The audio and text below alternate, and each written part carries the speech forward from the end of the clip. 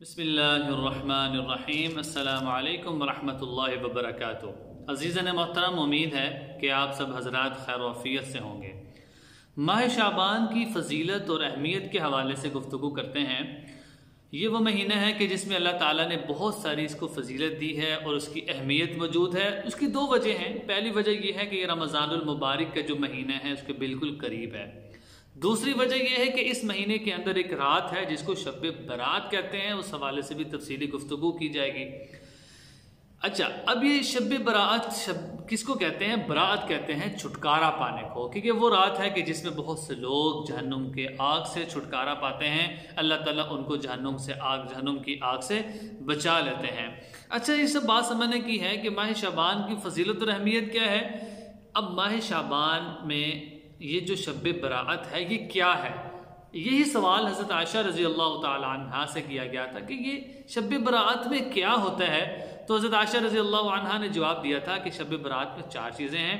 سب سے پہلی چیز، جتنے لوگ پیدا ہونے ہیں ان سب کو لکھا جاتا ہے، جتنے لوگوں کی موت ہونی ہے وہ لکھی جاتی ہے، اور تیسری چیز یہ ہے کہ اللہ تعالیٰ کے سامنے اللہ تعالیٰ کے لیے اعمال اٹھائے جاتے ہیں، اور چوتھی چیز لوگوں کی روزی لکھی جاتی ہے۔ یہ ماہ شعبان میں ہوتا ہے۔ اچھا، ماہ شعبان کی فضیلت کی بات کی جائے تو حضرت عائشہ رضی اللہ عنہا سے روایت ہے کہ میں نے ایک مرتبہ رسول اللہ صلی اللہ علیہ وسلم کو بستر پہ نہ پایا۔ خلاصہ یہ ہے کہ میں نے دیکھا کہ آپ قبرستان ہیں۔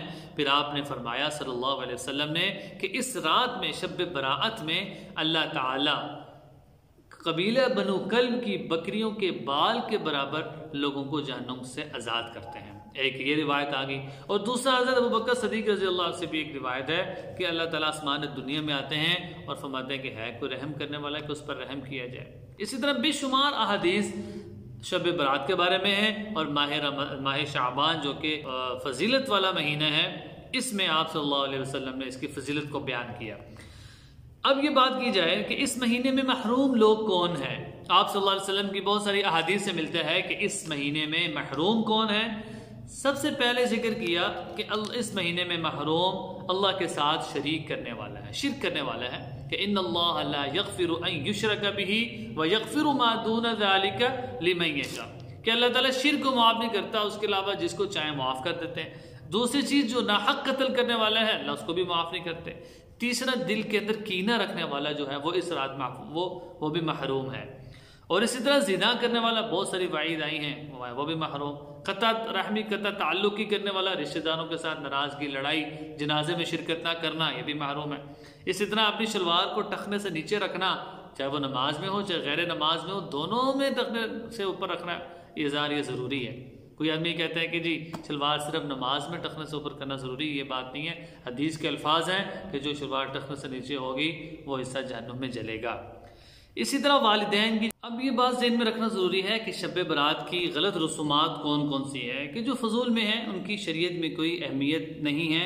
ان میں آتش بازی کرنا، پٹاخے بجانا، اس کی کوئی حیثیت نہیں ہے۔ اسی طرح حلوہ پکانا کو ضروری سمجھنا، یہ بھی کوئی بات نہیں ہے۔ اسی طرح صلاۃ و تسبیح کی اجتماعی عبادت کی جاتی ہے، چاہے وہ مردوں میں ہوں چاہے وہ عورتوں میں ہوں، یہ بھی بالکل جائز نہیں ہے۔